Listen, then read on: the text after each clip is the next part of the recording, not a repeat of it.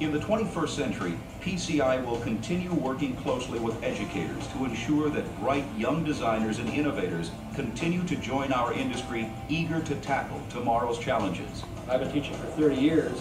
I've been teaching a course that deals with architectural precast and structural precast for those 30 years. And PCI has been a big part of really getting me the materials, the books that our students use in my classes. These students, along with today's designers and producers, will benefit from the market's new technologies. Think in the past of stick-built construction, where numerous people were employed in literally hammering together the thousands of components that made a building. And think how we can improve that process.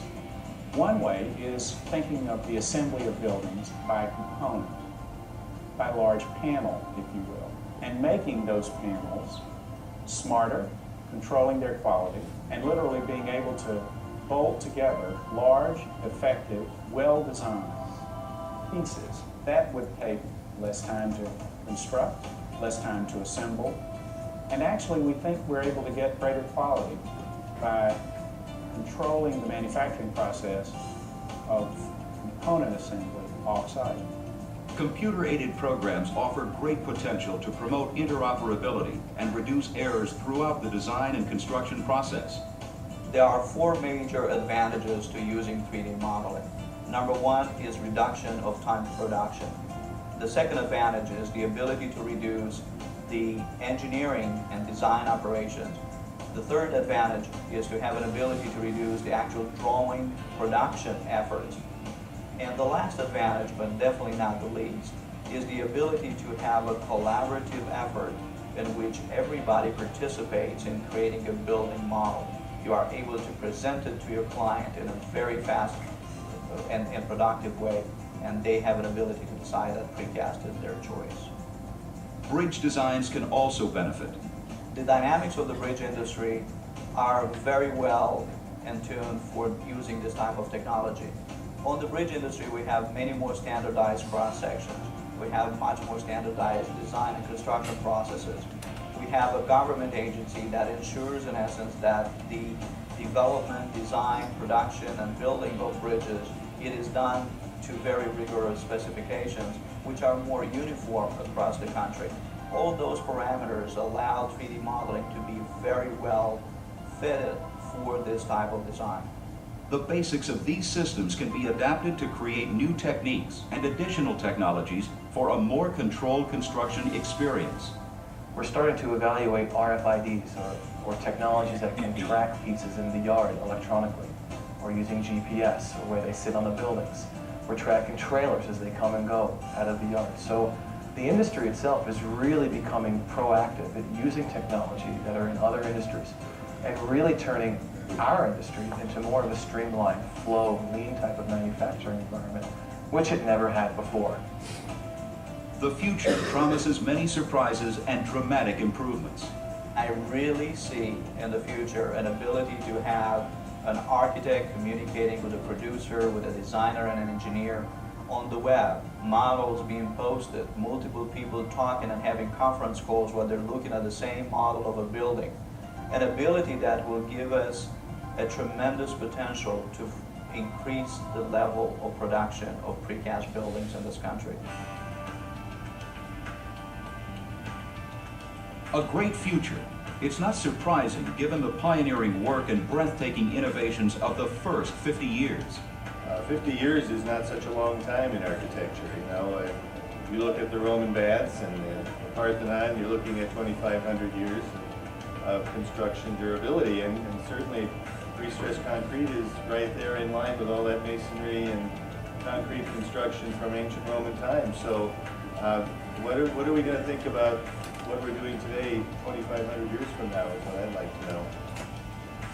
PCI will continue to blend today's solutions with tomorrow's possibilities, always encouraging, nurturing, strengthening, and promoting our industry, our products, and our people. The dream continues. Truly, the best is yet to come.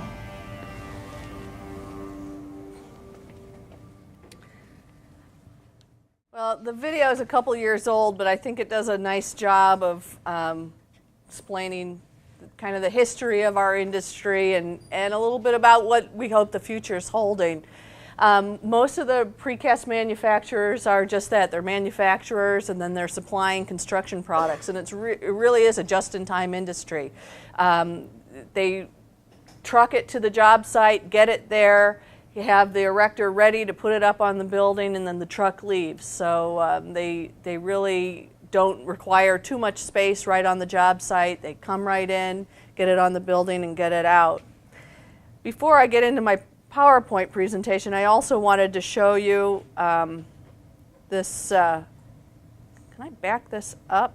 Let's see if I can figure this out. Let's see if I can start it. Here it is. Whoa! All right. Okay, we don't need the music quite that loud. This is a 3D animation that one of the members of the on the East Coast did, and this is what in the industry we often call total precast construction, or a precast structure and frame, and it really shows you all of the different types of precast products that are available for buildings. This doesn't include the bridges.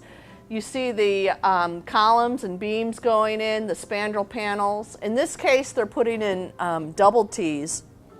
But in this part of the country, we mainly have seen this kind of construction for mid-rise buildings, 7 to 9 stories, and they mostly have been condominiums that use hollow core. The elevator shafts and stairwells are also precast. And one of the real advantages of this kind of construction over other typical types of construction is the speed that you can erect it with. You see here, 1.5 minutes, you have a whole building. It was a joke. Okay, you guys got to wake up a little bit. No, it takes. We had one member did an 8-story building, and they did 80 days of erection time on it. So it can go up. Basically, it was a story a week that went up on it. It was pretty fast. Here's the HVAC hanging right off of it. And then you also have your stairs can be precast as well. It's very quick to just enclose the whole building and get the trades inside and working very quickly. So this would be a typical office building. It's a very regional type of construction. In Colorado, we see almost all the office buildings being built using this type of construction. In Chicago, we're seeing an occasional condominium using it, and also up in Milwaukee, we've seen it. On the East Coast, we're seeing a lot of condominiums and office buildings both coming in and using that type of construction. So it's very regional, and there are several things about the industry that are kind of regional anomalies that we'll talk about as we go on today. Anybody have any questions about how that went together? Okay. Yeah. Does all just sit on top of each other? Do you hold it together? Yeah, usually they have welded connections, and so they're bolted and then welded together. Usually the columns can be 20 feet about, and then they've got welded connections. Let me get into my PowerPoint. Oh, it's already open here.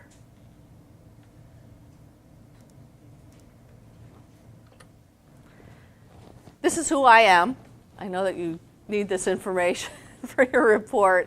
And our group now is called PCI of Illinois and Wisconsin. We were formerly the Precast Prestressed producers of Illinois and Wisconsin, but we're the regional affiliate of the Precast Prestressed Concrete Institute, PCI. And you'll get more information about PCI. You'll get some books from them, I think, later in the semester. And they are the national trade group. Are you guys at all familiar with what trade groups are and trade industries?